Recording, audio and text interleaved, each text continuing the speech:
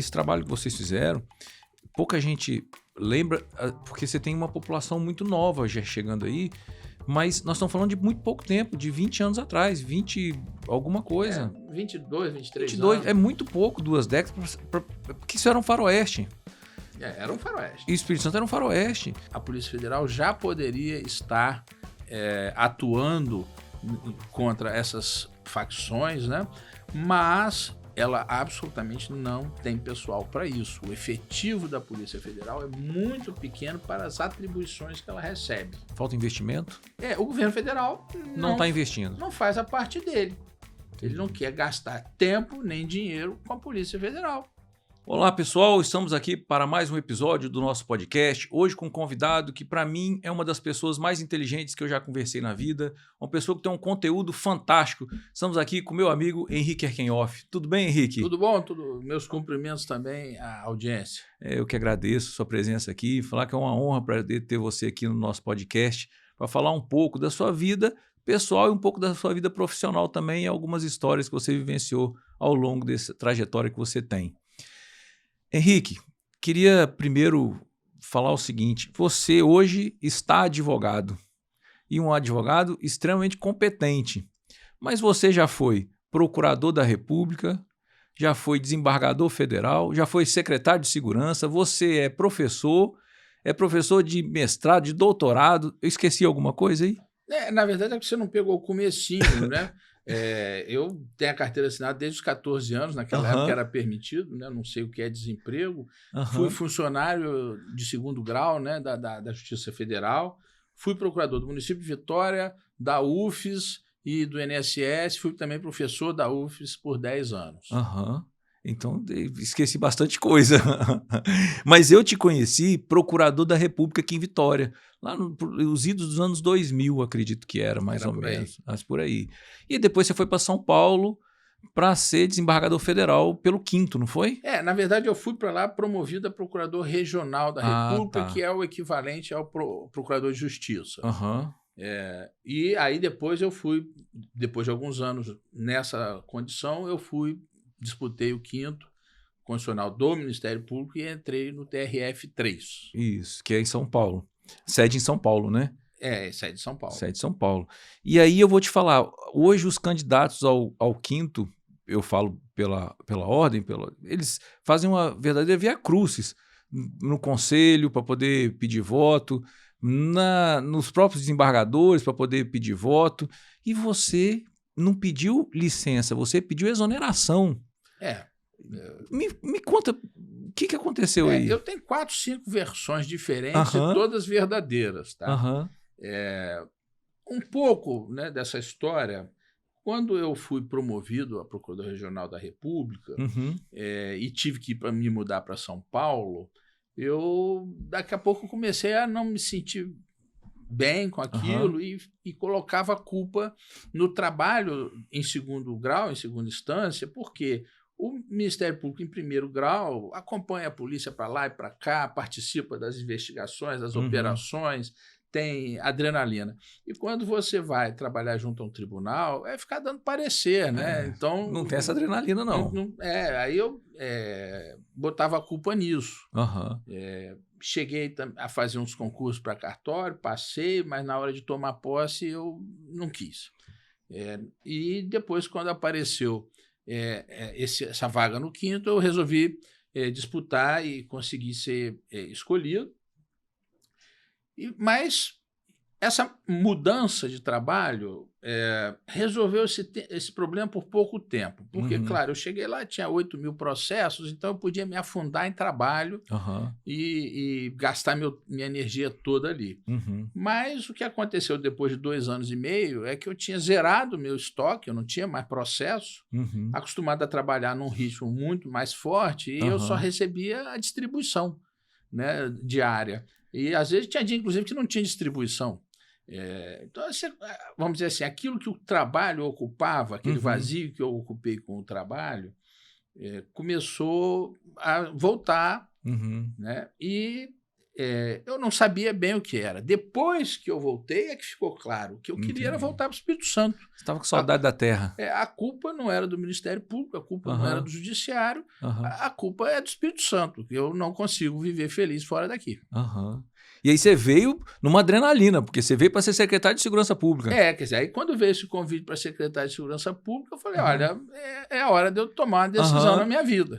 Né? Agora, como eu disse, também tem outros fatores, né? Se você não está bem num lugar, aí você vai ficar preso ao salário, um salário alto, quer dizer, você vai ficar preso dentro de uma gaiola de ouro, né?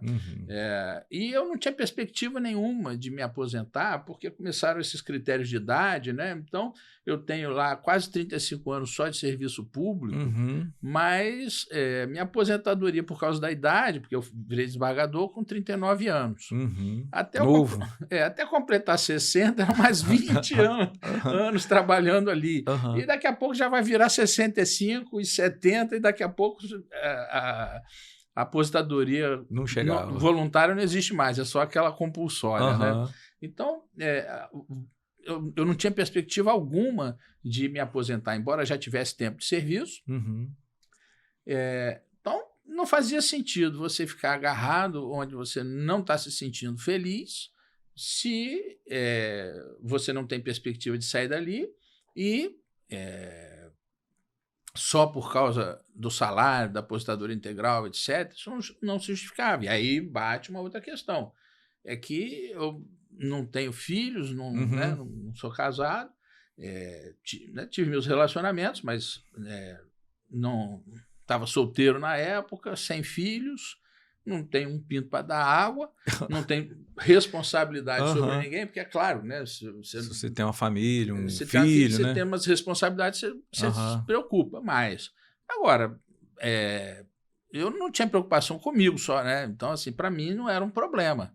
Eu conseguiria me adaptar a qualquer outra situação que aparecesse. Mas muita gente, eu acho que não entendeu esse movimento seu de pedir exoneração do cargo de desembargador, né? Porque as pessoas... há um patrimonialismo no Brasil que as pessoas acham que um cargo público é um patrimônio delas.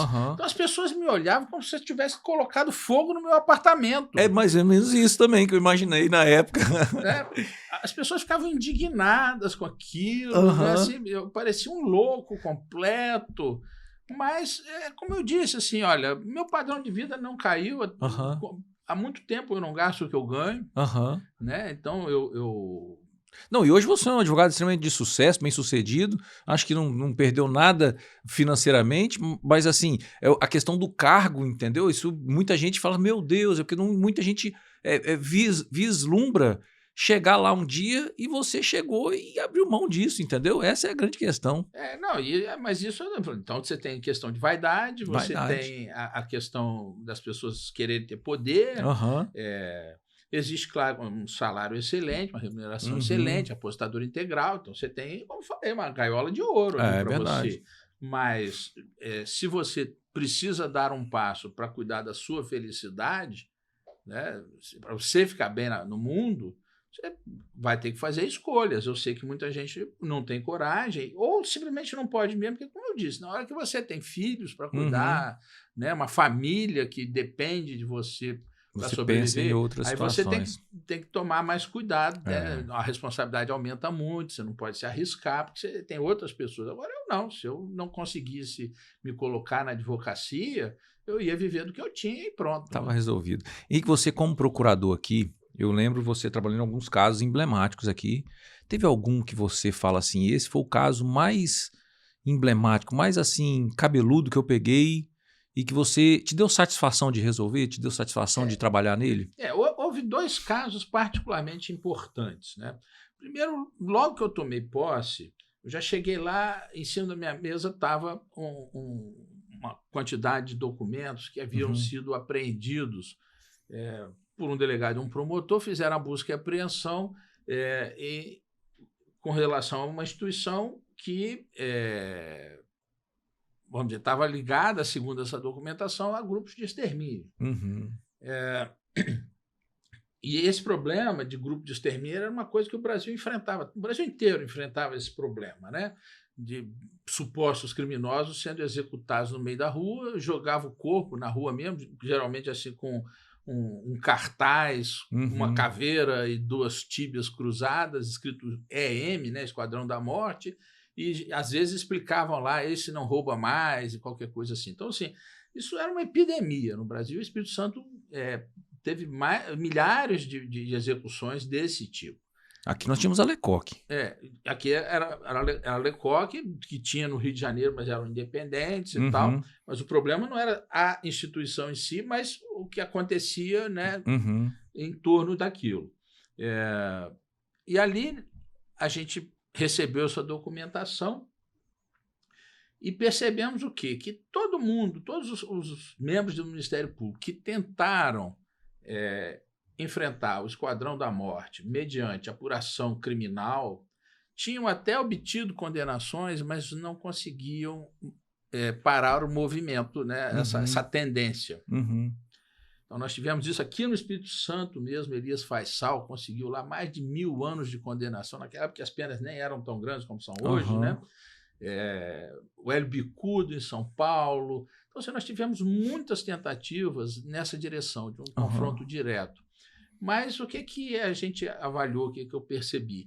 É que o problema é que a população apoiava intensamente essa execução sumária de qualquer suspeito e, consequentemente, também daí vinha apoio econômico e apoio político. Então, a gente já tinha provas suficientes para uma ação civil de dissolução daquela entidade. Isso, de acordo com a Constituição, só é possível com trânsito em julgado da sentença. Mas o que aconteceu? Na hora que a gente entrou com a ação, isso teve uma repercussão muito grande e o objetivo mesmo era fazer a população se olhar no espelho e ver o que ela estava apoiando. Né? Quando isso aconteceu, quando a população pensou melhor um pouquinho, esse apoio desapareceu. Entendi. E aí, embora a gente não tenha prendido uma única pessoa, até porque não houve uma única ação criminal, e por 2 motivos, inclusive, porque a Justiça Federal não teria competência para julgar esses casos, e também porque a gente não tinha estrutura para fazer a investigação desses casos. Então, de qualquer forma, seria impossível por outro caminho.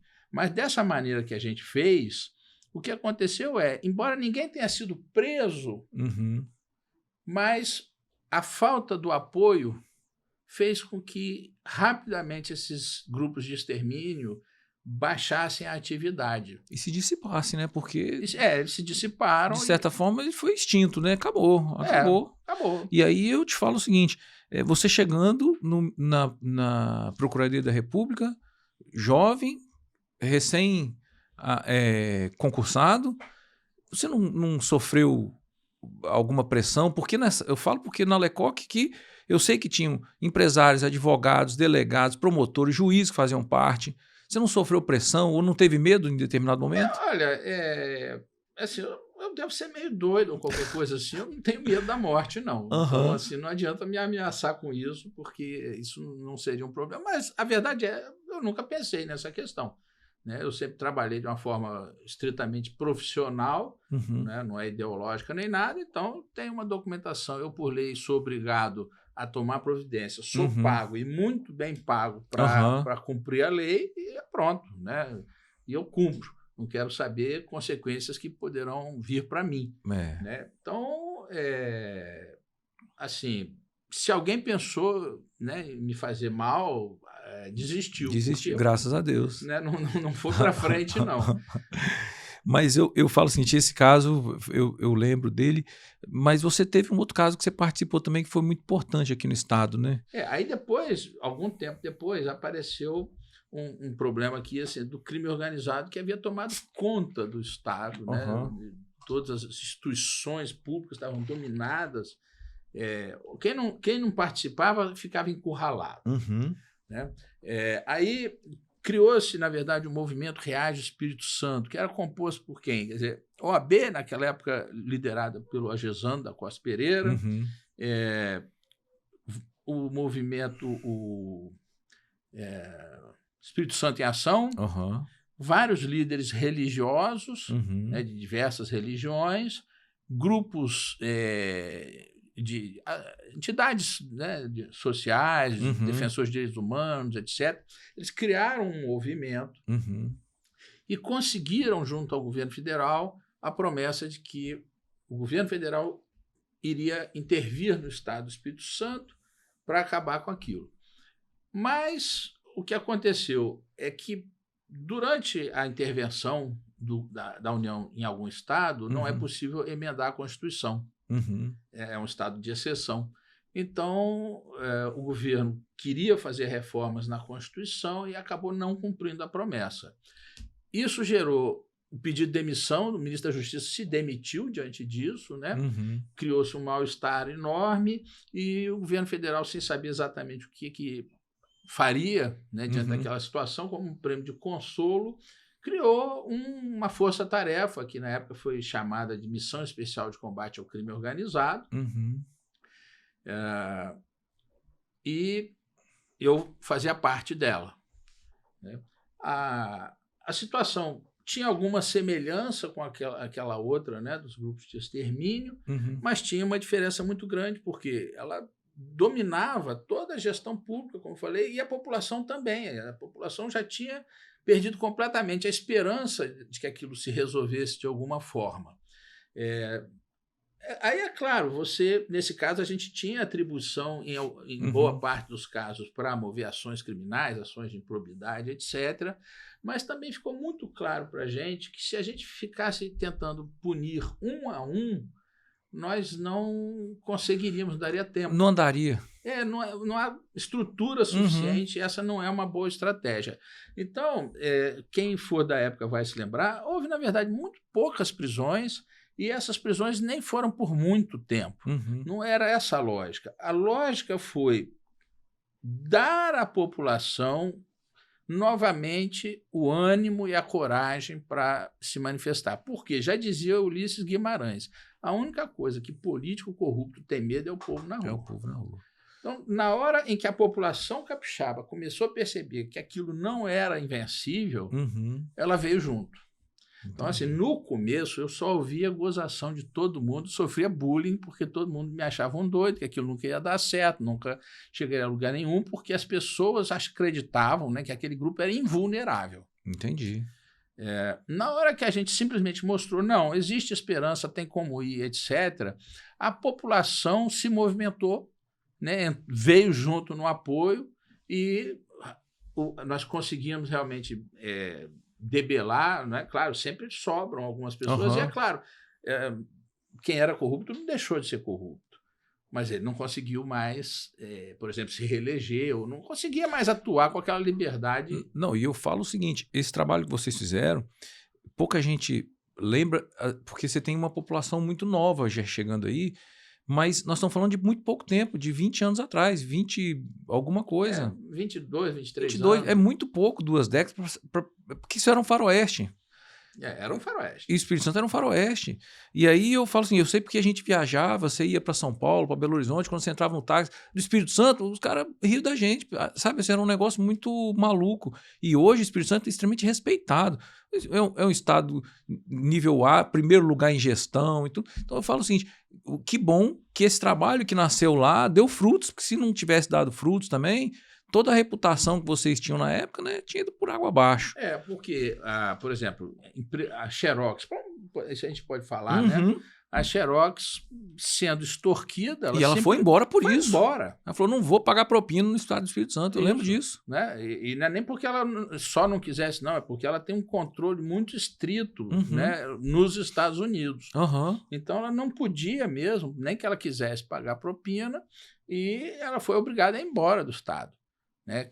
Ela podia. Agora imagina, quem planta eucalipto, como é que vai embora? Não tem como. Não tem como. Então, assim, a população que vivia aqui, empresas que mesmo que fossem grandes, mas que não podiam simplesmente se transferir, ficavam aqui sofrendo todo tipo de extorsão o tempo inteiro, com uma dificuldade enorme de continuar com as suas atividades. E a população completamente encurralada, as autoridades honestas, né, as pessoas honestas que haviam com muito medo, encurraladas, se sentindo impotentes. Por isso é que o segredo foi esse. Não, vamos, digamos, empoderar a população, vamos dar ânimo àquelas autoridades públicas honestas para que elas se sintam capazes de enfrentar isso, porque o desânimo era completo. E eu lembro que logo nessa época, toda vez que alguém queria denunciar alguma coisa, denunciava na Polícia Federal ou na Procuradoria da República Federal, porque se denunciasse nas delegacias, né, a coisa não andava. A questão era essa, né? Que você não conseguia, por outro caminho, fazer levantar. Então, realmente, aquilo tudo veio no início para nós. Depois, com o tempo, como eu disse, aí aquelas autoridades que não compactuavam com isso e que antes estavam amedrontadas, elas começaram a atuar junto com a gente, apoiar e tal, e aí foi possível contar com mais órgãos, etc., né? Depois de um certo tempo, aquilo se modificou. Né? E, graças a Deus, o Espírito Santo tem conseguido se manter, né, sem esses problemas. Por exemplo, vamos pensar aqui no Rio de Janeiro, que há quanto tempo não tem um governador do Rio de Janeiro que não vai preso? Não, eu falo que o Espírito Santo é um oásis hoje. E graças a Deus que esse passado tenebroso ficou realmente para trás. E eu falo que nós temos 2 governadores aí que se alternam ao longo desses 20 e poucos anos e que levaram o Espírito Santo a um nível que eu, sinceramente, fico feliz e muito satisfeito de ver. E quando você fala lá fora que você é do Espírito Santo, o pessoal só tem elogio. Muita gente querendo investir no Espírito Santo, muita empresa vindo para o Espírito Santo, porque tem segurança jurídica, segurança política, segurança econômica. Mas esse trabalho vocês plantaram a semente lá atrás. Você é responsável por pelo resultado do Estado. Hoje você tem uma semente plantada lá claro atrás. Que tudo isso aí foi trabalho em equipe. Tá? Mas, né? mas tem que ter alguém que estava lá junto também. Você não se faça de rogado, não. Você tem muita culpa no Estado. Pelo Estado estar hoje bom do jeito que está hoje, lógico, nós temos bons governadores, mas aquele trabalho lá atrás foi um trabalho que, se a Procuradoria não fizesse, não tivesse apoio também, não adianta a população querer se não tem entidade pública. E se não tivesse um doido que acreditasse... Para poder capitanear isso, porra. Lógico, você é responsável por isso. Agora, Henrique, eu vou te falar o seguinte, e aí depois disso você fica especialista então em segurança pública, porque hoje você é professor dessa matéria no mestrado e doutorado. Comecei desde o Ministério Público, comecei a atuar muito fortemente, né? Eu não ficava lá no meu gabinete, eu ia com a Polícia Federal para todo lado, andava né? Então, a minha vivência de segurança pública começou mais intensamente, né? De fato, quando em 96, quando eu passei no concurso. Então, a partir dali, eu trabalho com segurança pública desde então. Trabalhei no Ministério Público, trabalhei como desembargador com competência criminal e depois como secretário de segurança. Também tem isso. Por isso que eu falei que tem muitas versões. Eu tinha muita ideia para segurança pública. Quando eu aceitei o cargo... Você queria implementar tudo que você... eu tinha muita ideia na cabeça. Né? Não foi assim do nada, como muita gente na época imaginava. Né? E, claro, e agora... A UVV tem esse programa de pós-graduação estrito sensu, né, com mestrado e agora também com doutorado em segurança pública. E aí a gente leva para lá essa passagem prática que a gente teve e, ao mesmo tempo, estudos teóricos que a gente também não parou de fazer. Até hoje eu continuo estudando segurança pública. Porque eu acho que segurança pública é uma coisa assim que muita gente faz, mas às vezes não tem noção do que está fazendo, porque é um negócio estritamente específico, né? Segurança pública, quando você fala em segurança pública, você pega desde a parte da polícia e desde a parte de ações sociais que você tem que ter, porque você tem que ter ações sociais com a população também, né? Mesmo a repressão no cinema, né? Quando o policial prende ou mata o criminoso, o filme acaba. Na vida real, essa pessoa ainda tem que ser processada, condenada, tem que executar a pena. Então, as pessoas não percebem que a prisão pura e simples, em flagrante ou qualquer coisa assim, está só começando a história do trabalho que vai ter que ser feito. Então, por exemplo, você ter um sistema carcerário modernizado, como nós temos hoje, que quando eu fui do Conselho Penitenciário Estadual em 1997, a gente não chegava a ter 2.000 presos e eram 2.000 fugas por ano. Nossa Senhora. Ficava lá dentro quem queria, e tal, uma bagunça generalizada. Em muitos presídios, a polícia ficava só do lado de fora fazendo a contenção, mas não entrava lá no presídio. Então, você não tinha nenhuma eficiência. Quem for comparar com o que nós encontramos hoje vai se espantar. Né? Então, assim, mesmo do ponto de vista da repressão, tem muito mais do que apenas você prender pessoas. Você tem que manter presa depois. E tem que organizar para que, se possível, ela saia de lá um pouquinho melhor do que entrou, pelo menos não piore. É a ressocialização, né? Isso. Agora, é óbvio que você tem que pensar não só em termos de repressão, principalmente a educação compete com o tráfico. A competição é direta. A gente tem vários exemplos, várias provas muito claras, até de que o próprio traficante tem consciência disso, de que escolas que atraiam as crianças e adolescentes deixam os traficantes sem mão de obra. Olha só. Então, principalmente, não que saúde não seja importante, né? Mas particularmente a educação, ela traz duas coisas. Primeiro, no curto prazo, ela já evita que a criança e o adolescente se envolvam com o tráfico. E, além disso, é claro que ela aumenta a capacidade dessa pessoa de se inserir na sociedade com mais desenvoltura, né? Se inserir no mercado de trabalho, se inserir como cidadão, como eleitor, como pai de família, etc. Ele tem muito mais alternativas, muito mais condição. Entendi. Portanto, se você melhora a qualidade da escola, se você coloca ensino em tempo integral, você tem resultados de curtíssimo prazo e também um resultado que se consolida no longo prazo. Então, a educação é a principal arma para se diminuir a violência. Eu falo sempre o seguinte, olha, a polícia ela faz a contenção. Quem realmente tira criminoso das ruas é o professor. É a educação. Eu acho que assim, a educação é a base para você não ter uma política pública de segurança de contenção, então. Quer dizer, porque o policial sempre fala que está enxugando gelo, e é isso mesmo, porque a fábrica de bandido não para. Né? Você tem que ir lá parar a fábrica de bandidos. Então, é muito importante a gente vencer a evasão escolar, porque está absolutamente também comprovado. A gente só não sabe quem vem primeiro, mas o aluno deixa a escola e entra para o tráfico. A gente só não sabe se primeiro ele entra para o tráfico, depois deixa a escola, ou se depois que deixa a escola ele acaba entrando para o tráfico. Agora tem uma coisa, Henrique, que é o seguinte, a gente vê muito a própria polícia reclamando quando ela prende, e às vezes ela, quando vai sair da delegacia, o bandido já saiu primeiro que ela. Porque ela tem que fazer o termo, tem que assinar e tudo, e o cara é liberado primeiro. E aí a gente ouve casos de policial que já prendeu a mesma pessoa praticando o mesmo delito várias vezes e ela não fica encarcerada. Eu acho que encarcerar também não é a solução, só encarcerar. Você acha que tem algum problema também que não é só de política pública de segurança, mas assim, eu falo da questão do judiciário? Olha, eu não vejo o judiciário cometendo excessos. É claro que você pode discordar de uma decisão aqui e outra ali, mas no grosso, na massa, eu não diria que o problema é esse, nem diria que a lei é muito tolerante, etc.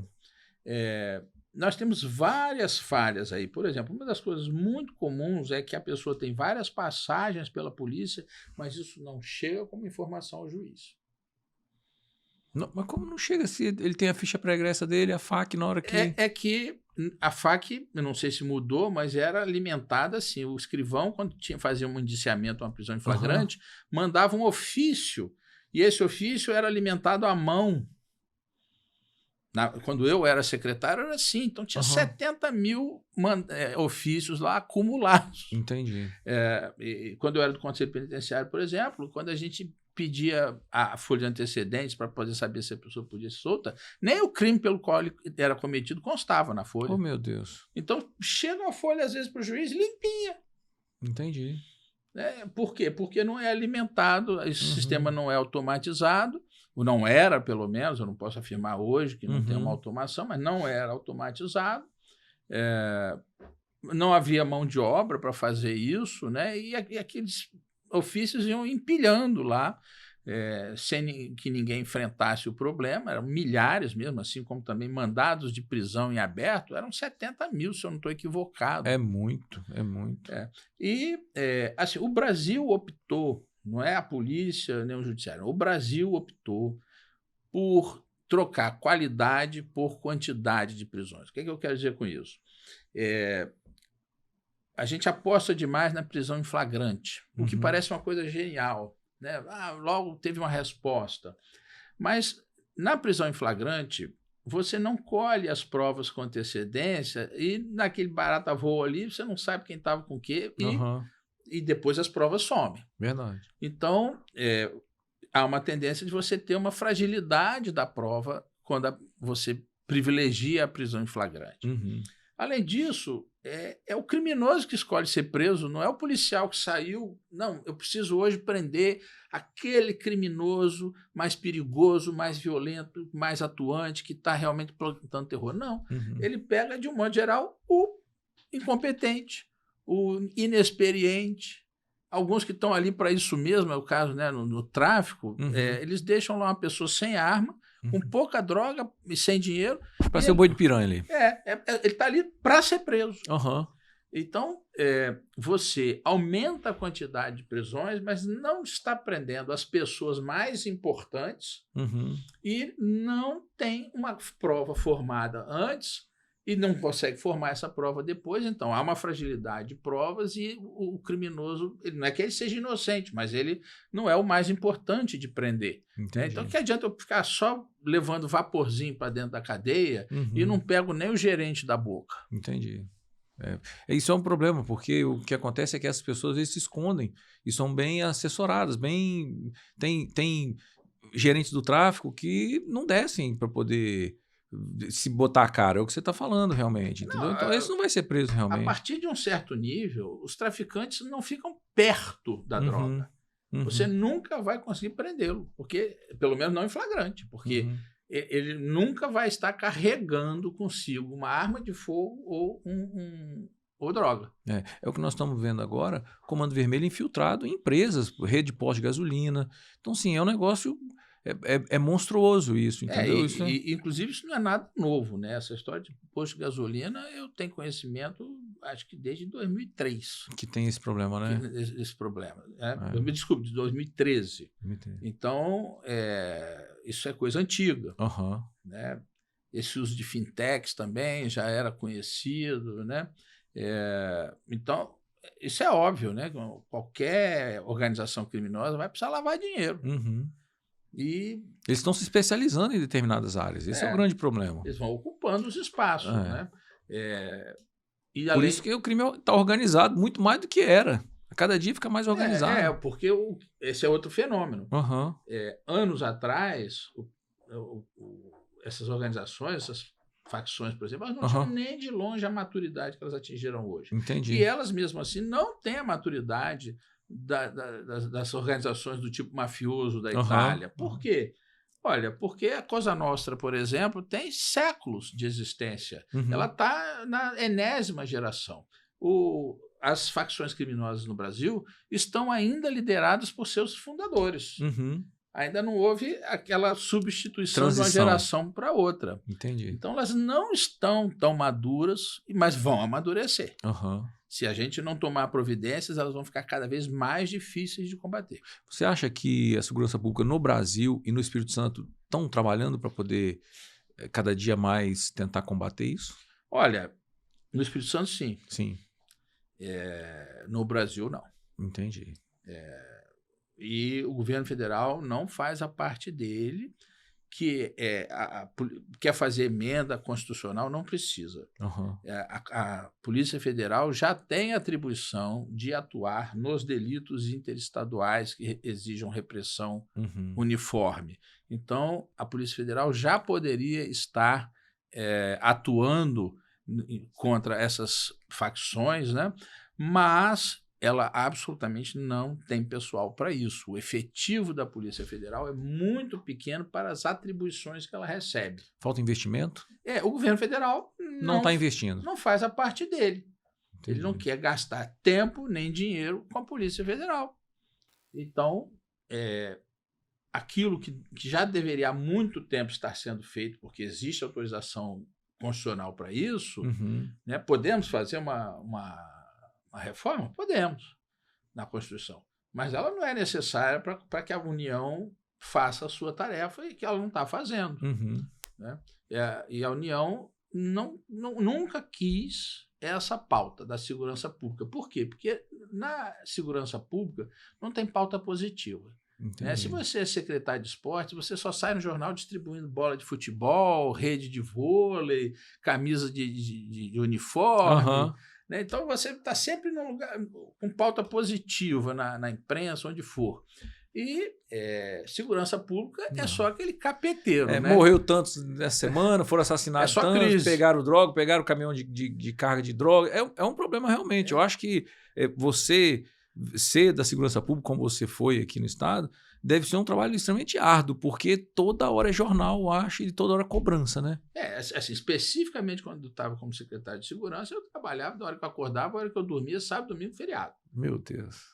Tinha muito amigo meu que falava, cara, eu te via mais quando você morava em São Paulo do que agora que você está no Espírito Santo, porque eu ficava absolutamente à disposição, não tem como. Né? Você tem que abdicar de qualquer outra atividade, ficar concentrado naquilo. Por quê?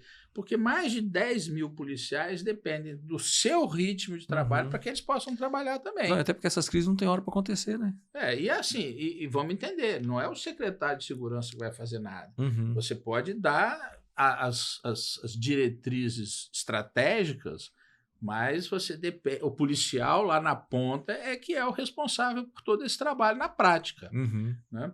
Então, se o secretário resolve descansar todo dia... A coisa não vai andar. A coisa não anda. Não anda não. Agora, você sabe que eu vejo, Henrique, o seguinte, aqui você falou no Espírito Santo. O Espírito Santo, ele está assim, você fala que a União não está fazendo o papel dela, investimento. O Espírito Santo, você vê que renovou frota de veículos da polícia, porque o policial precisa estar num carro bom rodando. Não pode estar... Você lembra aquele policial que andava no Golzinho, naqueles carros velhos? Olha, eu conheço uma história ótima, né?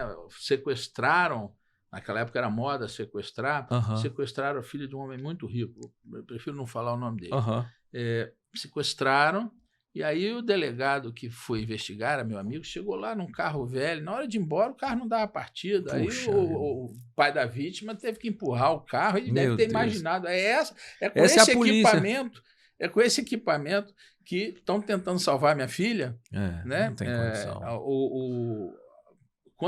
Na época, era uma coisa engraçada, né? Você se formava policial, geralmente sem ter dado um tiro, né, para treinamento. E você recebia um revólver apreendido de algum bandido, um 38 de algum bandido, e 2 munições. Se você passasse 3 anos sem dar um tiro, aí você enchia o tambor do seu revólver. Você tá brincando. Isso é uma coisa que parece filme de comédia, né? Não, olha, as coisas eram assim, você não acreditaria no que já foi o sistema de segurança no Espírito Santo. Né? Hoje está completamente diferente. Você tem academia de polícia, você tem carros completos. Você vê que até o corpo bombeiro aqui está bem aparelhado de carros novos. Então, isso é muito legal. O Espírito Santo está numa toada que é de outros estados invejar realmente, entendeu? Assim. Então, assim, não é à toa, por exemplo, o pessoal fala aqui de facção. Olha, eu tenho lá minhas dúvidas se nós realmente temos algo que possamos chamar de facção propriamente dita, né? Me parece que nós são quadrilhões, né, grandes quadrilhas de traficantes, mas não um crime organizado propriamente, muito menos uma facção. Por que nós não temos facção aqui dominando o Estado? Porque o sistema carcerário está sob controle. Porque facção criminosa, elas surgiram como uma espécie de sindicato de presos. No começo, elas não eram organizações criminosas propriamente. Elas eram organizações de criminosos presos. Aí, à medida que eles foram saindo, eles começaram a tomar conta das ruas. Mas eles continuam até hoje com quase toda a sua cúpula presa. Só que o Estado mantém a pessoa formalmente dentro da cadeia, mas não consegue impedir que ela continue praticando crimes lá fora. Então, as organizações criminosas, né, do tipo facção, as organizações não são todas iguais. As do tipo facção são totalmente dependentes do sistema carcerário. Elas precisam ter o controle do sistema carcerário. Senão, elas enfraquecem, elas não conseguem se criar. Aqui no Espírito Santo temos um problema de superlotação, sim, mas assim, o Estado manteve o controle do sistema carcerário todo esse tempo. Consequentemente, não é um conteúdo, uma situação adequada para uma facção surgir. Entendi. Né? Eles se dão o nome de comando disso, de bonde de não sei o quê, mas eles não têm essa força nos presídios. Né? Nos outros estados, você, quando entra, tem que se aliar a alguma facção. Senão morre. Senão morre. E depois que você entra, quando você vai para a rua, você tem que continuar obedecendo essa facção. Sabe por quê? Porque um dia você vai voltar. Entendi. E aqui não é assim, né? Aqui não é assim. O Estado garante a integridade física dos presos, garante um mínimo de dignidade, poderia estar melhor, mas garante um mínimo de dignidade, garante a integridade física, então as facções não conseguem dominar o presídio. Não conseguindo dominar o presídio, elas não dominam a rua da mesma maneira que em outros estados. Aí você vê o quê? É claro, você tem espécie de franquias, quer dizer, a facção criminosa do Rio de Janeiro, São Paulo, etc., ela negocia com traficantes locais, com quadrilhas locais, fazem como se fosse uma união, etc., é uma espécie de joint venture, mas elas não se criaram no Espírito Santo. E é uma coisa muito interessante, porque nós estamos muito próximos do Rio de Janeiro, né? Você vê que a gente com 500 quilômetros, você chega no Rio de Janeiro e aí você fala assim, por que os caras não vêm para cá? Poderiam vir, mas é porque realmente você tem uma segurança pública bem efetiva no Espírito Santo. Por causa disso, porque eles não conseguem dominar o presídio, então eles não conseguem se criar aqui. Eles ficam limitados. E aí eles preferiram fazer esse esquema de franquias, né? Eles fornecem a droga, mas não controlam a venda no varejo. Pô, isso é legal. Interessantíssimo. E queria agradecer a sua participação aqui no nosso podcast, dizer que o microfone é seu, para você dar um recado final. E fiquei muito honrado de poder te ouvir aqui falando de um assunto que você é o cara que sabe tudo sobre segurança pública hoje. Eu acho que você é a pessoa número 1 no Espírito Santo que fala sobre segurança pública. Agradeço, não sei se mereço o elogio, não, mas primeiro quero fazer um merchan, né? Por favor, quem tiver interesse nisso, matricule-se, né? Inscreva-se no processo seletivo da UVV, no mestrado e doutorado de segurança pública, que deve estar aberto em fevereiro, e dizer, olha, não, tem solução sim. A segurança pública tem soluções, não uma única, não uma solução mágica, mas o Brasil pode e deve enfrentar esse problema, né? O Espírito Santo está um pouco melhor do que outros estados nesse aspecto. Não estamos tão bem, né? Nós já disputávamos o primeiro lugar de estado mais violento. Nossos homicídios, por exemplo, caíram pela metade, mas ainda é um número absurdo. E outros estados estão completamente perdidos no meio de organizações criminosas de verdade. Agora, isso é impossível de combater? Não, é possível, tanto que o Espírito Santo teve um sucesso importante nisso, né, conseguiu manter isso sob um certo controle, não vencemos completamente, tem que ficar o tempo inteiro cuidando e tal, mas nós não passamos pelo terror que passam os cariocas, né? Então, e, ao mesmo tempo, isso, os cariocas não estão perdidos, eles têm salvação, mas é um trabalho árduo, viu? Principalmente o Rio de Janeiro, em particular, eu acho difícil ele se livrar dessa situação sem uma intervenção do governo federal. Eu também acho, porque é um trabalho árduo, porque você hoje tem uma coisa enraizada lá fora do normal. Agora, outros estados que não estão com um problema tão grande, né, você consegue, com as próprias forças locais, né, e principalmente se o governo federal começar a fazer a parte dele. Eu esqueci de te perguntar uma coisa. Você acha que nessa parte de segurança pública, a questão da inteligência da polícia funciona de forma primordial para sempre poderíamos melhorar muito, mas isso é um detalhe importante. As pessoas sempre ouvem falar, por que inteligência e não entendem. Olha, quando eu falei, se você quiser priorizar qualidade nas prisões, você precisa ter muito trabalho de inteligência prévio para que quando você for fazer uma prisão em flagrante, você não fique preso, não prenda o vaporzinho, que você chegue pelo menos no gerente, no dono da boca. Para isso, você precisa de trabalho de inteligência. Se você puser toda a polícia na rua, quem é que vai orientar para onde ela deve ir? Entendi. Então, você tem que ter um equilíbrio entre aquele que está, digamos, na rua e que é visto pela população e aquele que faz a orientação deste aqui. Né? Se todo mundo estiver na rua, é um trabalho acéfalo. Uhum. Né? É o dilema do cauda ou dente. Né? Quer dizer, você vai fazer um tubarão. Uhum. Você vai gastar todas as suas moedas biológicas fazendo a cauda, uhum. aí o tubarão vai ser muito rápido, mas ele não vai ter dente. Uhum. Se você fizer o tubarão com a boca muito poderosa, ele fica sem cauda e ele não consegue alcançar a presa. Uhum. Então, tem que ter um equilíbrio ideal, não é um número mágico, mas você tem que ter um equilíbrio ideal entre pessoal na rua, no operacional, e o pessoal na inteligência, no planejamento, na estratégia, porque esse é outro problema. No Brasil, a gente percebe que não há estratégia no enfrentamento ao crime. Né? Sempre se faz uma coisa muito básica de vamos prender todo mundo. E é aquilo que eu disse lá, né? Em todos os casos em que a gente conseguiu sucessos relevantes, não foi a base de um monte de prisão. Foi prisões muito seletivas e, às vezes, por pouco tempo. Isso não é a melhor estratégia, essa ideia de vou prender todo mundo. Porque, às vezes, prender não é a solução. Às vezes, você faz bloqueio de bens, de dinheiro, de valores, você começa a minar a parte financeira do crime, você começa a ter mais efetividade do que só prender. Tem, mas vamos colocar aqui. Se você, por exemplo, conseguir manter a criança ou adolescente dentro de uma escola, que é um ambiente protegido durante a maior parte do tempo, além de liberar a mãe para poder trabalhar, porque esse é outro problema, ele está protegido. E se, além de tudo, essa escola é atrativa, ele gosta de ficar ali, ele está protegido do tráfico 24 horas por dia. É verdade. Né? Então, é sem prisão, é o que eu falei. O policial faz a contenção, ele não resolve o problema. Ele só vai lá apagar incêndio, mas se você quiser acabar com a criminalidade, você tem que melhorar o ensino, tem que reduzir a evasão escolar e tem que fazer a escola ser um ambiente atrativo. Verdade. Rick, muito obrigado pela sua participação aqui. Pessoal, até a próxima.